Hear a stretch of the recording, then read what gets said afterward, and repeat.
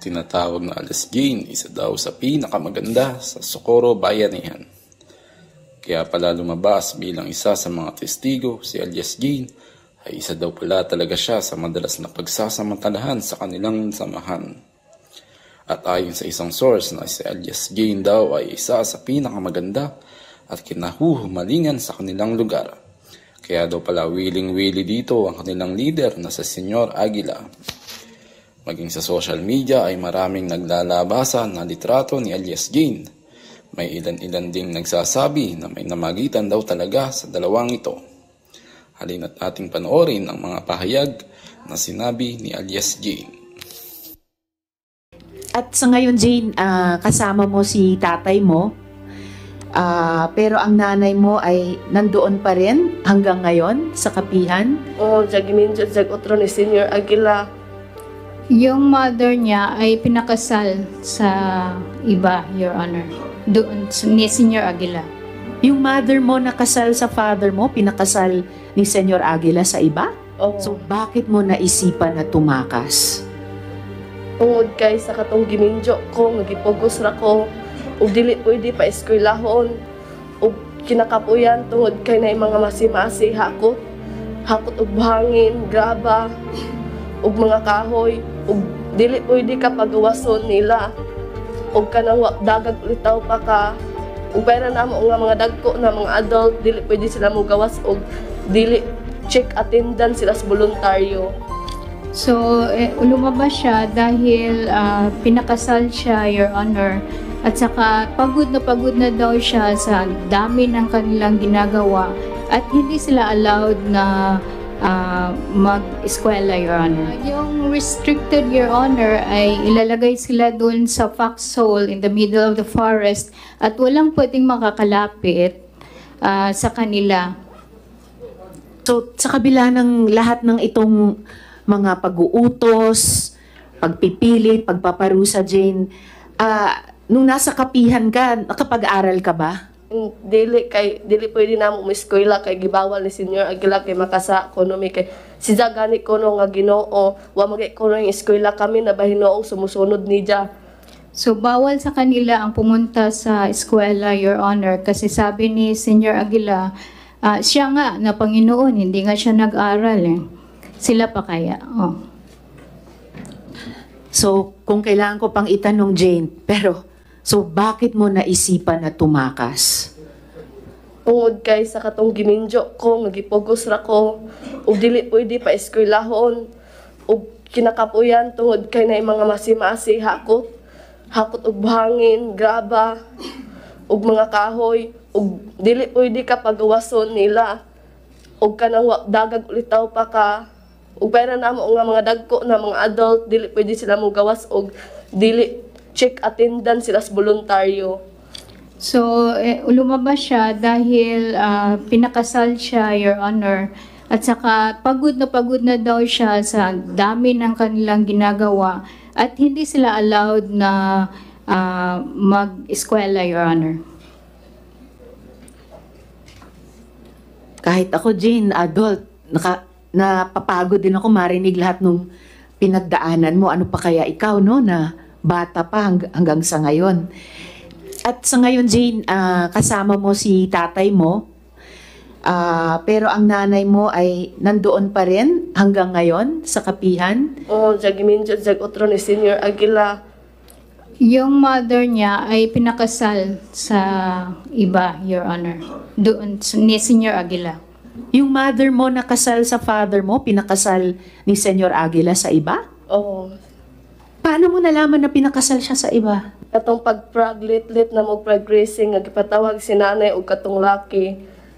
May flag racing sila doon, Your Honor, na pinatawag yung nanay niya at yung bagong husband niya, yung lalaki. Kay dili ko no pwede o dili mi pares kay di ko no mi kasaka sa arka ni Noe. Hindi daw pwede na walang pares dahil hindi sila makakapasok sa arka ni Noah. Noe. Hindi pwedeng walang kapares dahil pag walang kapares, hindi maililigtas. So dapat parang yung mga hayop sa arko ni Noah, dapat pares-pares. Okay. Daghang salamat, Jane, ha? Baka mamaya may mga tanong pa sa iyo, pero ngayon pa lang maraming salamat sa pagsasalita mo sa amin. Alang-alang sa sarili mo at sa ibang mga bata pa na tumakas at yung mga maraming bata pa na nando doon. Daghang salamat eh. Jane, Hindi ko ma-imagine. Jane? Yes, Mr. Chair. yung lahat, tanan gipanulti ni mo diri karon walay nagtudlo kanimo ni ana. O yeah, ako Tinuod na nga ikaw ray Ako mismo ha? yung doon nila tungod kay Walay nagtudlo ha? Oo, kay gusto So, lang. lahat ng sinasabi mo ngayon, walang nagtuturo sa iyo na sabihin mo yan. Wala.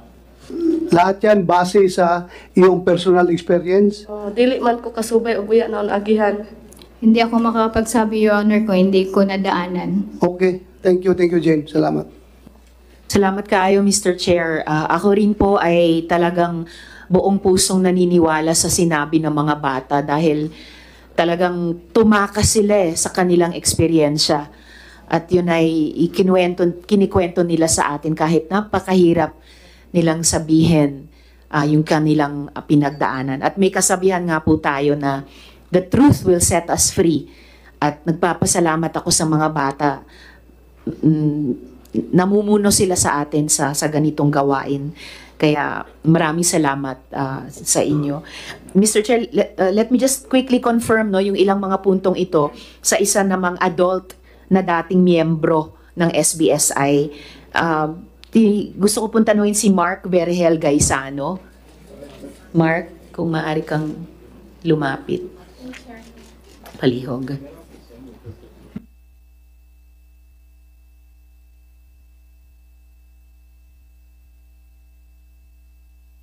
Mr. Chair, nakapag-oath din po si Mark Vergel Gaisano kanina.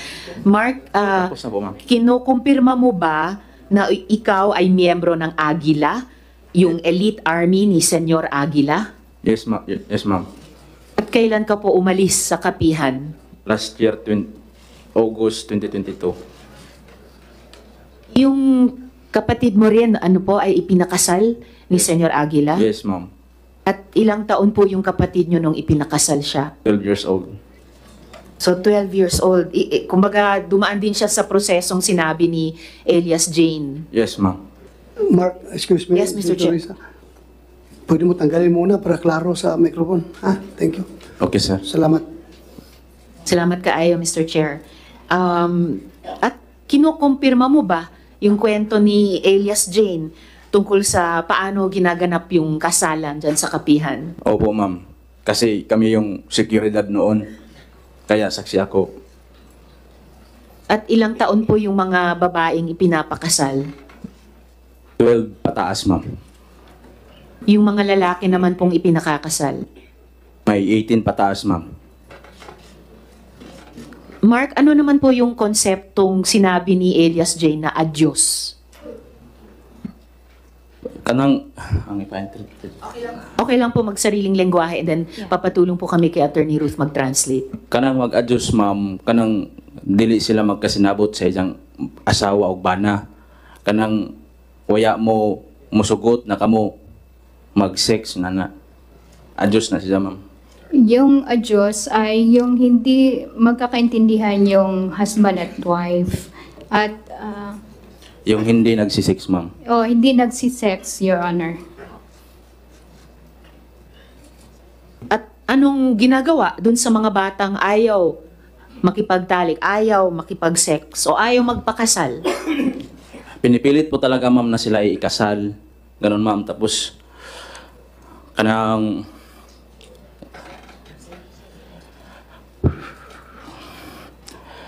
Relax ka lang, relax lang.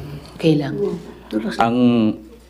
ang bisag dili mo sugot ang minor de edad, ma'am. Piliton gud sila na minjoon kay suko naman lagi na sa Dios. So, kahit na hindi mo pumapayag yung minor, pilit na kinakasal kasi sugo ng Diyos. So kahit umaayaw yung bata magpakasal, pinipilit siyang magpakasal. Yes, ma'am. Kasi may nayak naman gani ko yung nasaksihan, ma'am, na ang usa ka babae midagan. Meron akong nasaksihan na yung isang babae ay tumakbo. Tapos gigukod na mo sa among sa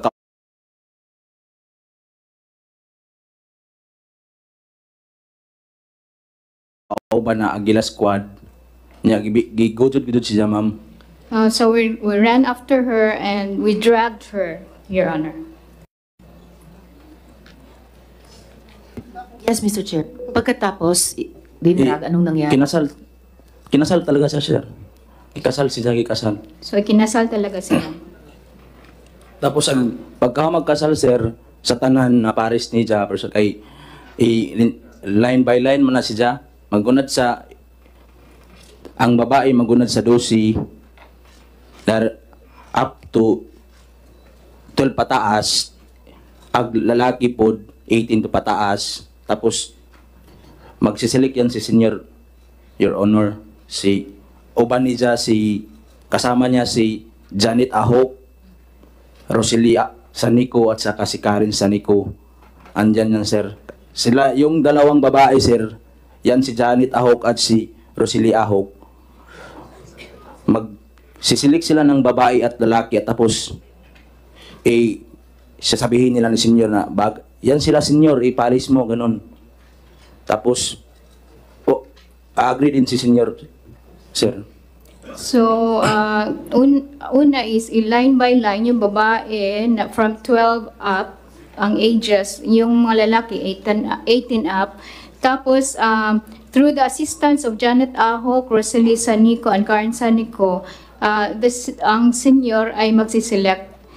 Sila yung tatlong, yung si Janet, si Rosalie at si Karen ang magre-recommend kay senior at usually mag-agree naman si senior. Dali, Senator Risa. Yes, Mr. Chair. Janet Ahok, may pamilya ka ba?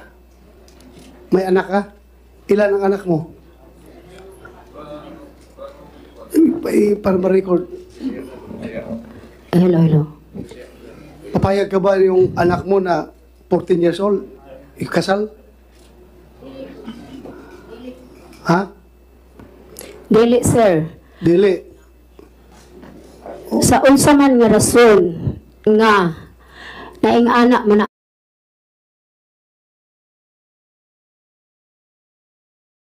ang nakahimtang, sir. Ako usa ka ginikanan. Sandali, paminawa, just listen to my question and you answer my question. Ha?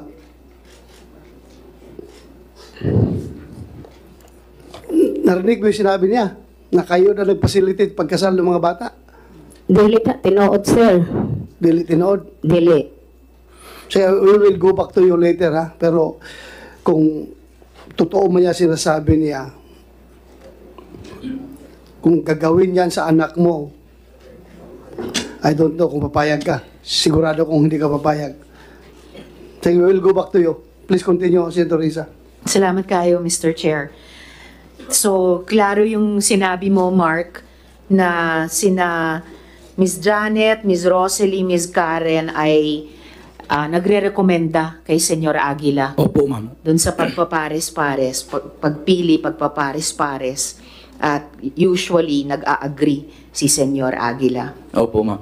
Dagang salamat, Mark. Baka may mga tanong pa kami sa iyo mamaya, pero ngayon pa lang salamat po sa inyong pagsagot.